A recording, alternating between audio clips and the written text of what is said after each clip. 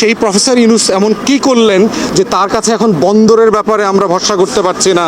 Garments sector কি বিদেশিদের কারণে ডেভেলপ করে নাই? বাংলাদেশে বিশেষ করে চট্টগ্রামে যারা রাজনীতি করে, এই রাজনীতিক বিনিয়োগ, লুটপাট, বাণিজ্যের একটা কেন্দ্র হচ্ছে চট্টগ্রামের বন্দর। এখন প্রশ্ন হচ্ছে যে আমরা কি কিছু লুটেরার কাছে বাংলাদেশ বর্গা দিব? বর্তমানে চট্টগ্রামে আপনার দেখলাম যে প্রফেসর ইউনূস এখানে এসছেন এবং চট্টগ্রাম বন্দর ভিজিট করেছেন। তো এটা নিয়ে বেশ কিছু আলোচনা চলছে যে আমরা কি আমাদের দেশের বন্দর কি বিদেশিদের হাতে তুলে দিচ্ছি কিনা, এরকম বেশ কিছু আলোচনা চলছে।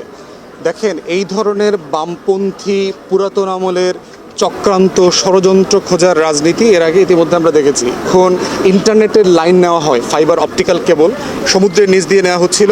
তখন কিন্তু যারা নিচ্ছিলেন তারা বলছেন যে বঙ্গোপসাগরে বাংলাদেশের টোটাল ইন্টারনেট কানেকশনের যে লাইন, এটা আমরা ফ্রি করে দেব। তখনও বাংলাদেশে এই কিছু ষড়যন্ত্রকারীরা এটা করতে দেয় নাই। না দেওয়ার পরে কি হয়েছে, বাংলাদেশে সেই ইন্টারনেট কানেকশনের জন্য টাকা দিয়ে হাজার হাজার কোটি টাকা খরচ করে লাইন টানতে হয়েছে। এই জন্য ষড়যন্ত্র খোঁজার এই রাজনীতি বন্ধ করতে হবে।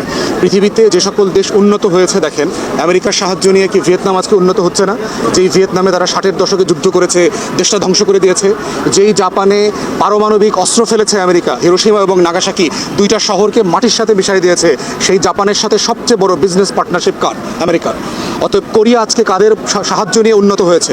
সিঙ্গাপুর, হংকং, তাইওয়ান কাদের সাহায্য নিয়ে আজকে উন্নত হয়েছে? দক্ষিণ কোরিয়া কাদের সাহায্য নিয়ে উন্নত হয়েছে? অতএব মনে রাখতে হবে, আমরা কি দিল্লির গোলামি করব? একটা ছোট লোক, একটা অতি দরিদ্র দেশের উপরে ভর করে চলবো?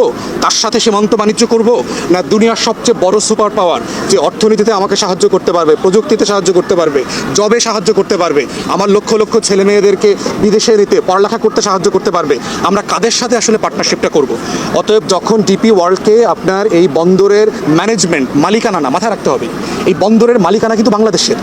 এই বন্দরের ম্যানেজমেন্টের অংশটা হচ্ছে তারা দেখাশোনা করবে। এই দেখাশোনা করার এক্সাম্পল দেখেন, গ্রামীণ ফোন বাংলাদেশে শুরু করেছিল না, লাভ করতে পারে নাই। বড় নরওয়ে থেকে টেক কোম্পানিকে আনতে হয়েছে না, আনার কারণে কি হয়েছে, আমরা প্রযুক্তিতে, ফোনে, কমিউনিকেশনে আমরা ডেভেলপ করেছি।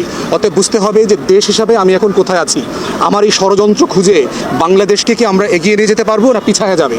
অতএব আমাদের যেখানে সচেতন থাকতে হবে, আমরা প্রযুক্তি চাই, আমরা বিনিয়োগ চাই, আমরা উন্নয়ন চাই, অংশীদারিত্ব চাই, সব চাই, কিন্তু আমাদের স্বাধীনতা, সার্বভৌমত্ব, জাতীয় স্বার্থ যেন ভুলুণ্ঠিত না হয়, এটা হচ্ছে আমাদের দেখার বিষয়। এখন পর্যন্ত যেই প্রফেসর ইউনূসের হাতে পুরো বাংলাদেশটাকে তুলে দিয়েছি আমরা গত বছর আগস্ট মাসে, সেই প্রফেসর ইউনূস এমন কি করলেন যে তার কাছে এখন বন্দরের ব্যাপারে আমরা ভরসা করতে পারছি না, বাংলাদেশ বিমানটা কোথায় থাকবে সেটার ব্যাপারে ভরসা করতে পারছি না? আসল বাস্তবতা এগুলো না। এগুলো হচ্ছে, আপনারা জানেন যে বাংলাদেশে বিশেষ করে চট্টগ্রামে যারা রাজনীতি করে, এই রাজনীতিক বিনিয়োগ, লুটপাট, বাণিজ্যের একটা কেন্দ্র হচ্ছে চট্টগ্রামের বন্দর।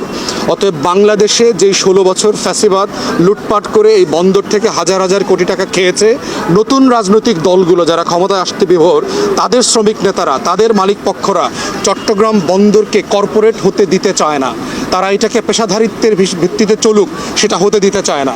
এখন প্রশ্ন হচ্ছে যে আমরা কি কিছু লুটেরার কাছে বাংলাদেশ বর্গা দিব, না বাংলাদেশটাকে আমরা কর্পোরেশনে নেব, পেশাদারিত্বে ফেরায় নিয়ে যাব, সারা দুনিয়ার সাথে আমরা কম্পিট করব, দুবাইয়ের সাথে কম্পিটিশন করব, সিঙ্গাপুরের সাথে কম্পিটিশন করব, বেইজিংয়ের সাথে করব, ক্যালিফোর্নিয়ার সাথে করব? আমরা কোথায় নিতে চাই? অতএব সেই জায়গায় প্রফেসর ইউনূসের উদ্যোগকে আমরা স্বাগত জানাই। আমরা মনে করছি এটা রাইট ডিসিশন, এবং বাংলাদেশের প্রত্যেকটা প্রতিষ্ঠানকে যেখানে যেখানে ডেভেলপ করবার সুযোগ আছে, ইনক্লুডিং আমাদের বিমান, আমাদের যে এয়ারপোর্ট সিস্টেম, এগুলোকে ডেভেলপ করে দুনিয়ার মানে নিতে হবে। এবং সারা দুনিয়াতে এটা আছে। আপনি দেখবেন যে ব্রিটেনে টেলিকমিউনিকেশন, ইন্টারনেট সিস্টেমে এখন চায়না বিনিয়োগ করছে, তার 5G সিস্টেমটা চায়না বিনিয়োগ করতে চায়, সরকার এটা আলোচনা করছে। তাহলে ব্রিটেন যদি চায়নাকে অ্যাকসেপ্ট করতে পারে, তাহলে আমরা কেন আমেরিকাকে অথবা আরেকটা মধ্যপ্রাচ্যের কোম্পানিকে করতে পারবো না? এগুলো তো আমরা করছি অলরেডি, বিভিন্ন সেক্টরে ইতিমধ্যে এগুলো হয়েছে। গার্মেন্টস সেক্টর কি বিদেশিদের কারণে ডেভেলপ করে নাই? গার্মেন্টস সেক্টরকে আমরা নিজেরা ডেভেলপ করেছি। অতএব সেই জায়গাতে মাথায় রাখতে হবে, বাংলাদেশকে উন্নত করতে হলে সারা দুনিয়ার সাথে আমার একটা অংশীদারিত্ব দরকার। আমাকে মাথায় রাখতে হবে অংশীদারিত্বের পাশাপাশি আমার স্বার্থ ক্ষুণ্ণ হচ্ছে কিনা। যারা ষড়যন্ত্র তত্ত্বের কথা বলছেন, আপনারা দেখবেন এখন পর্যন্ত আমরা ভয় পাবার মতো, আশঙ্কিত হবার মতো কোনো তথ্য কারো কাছ থেকে এখনো পাই নাই।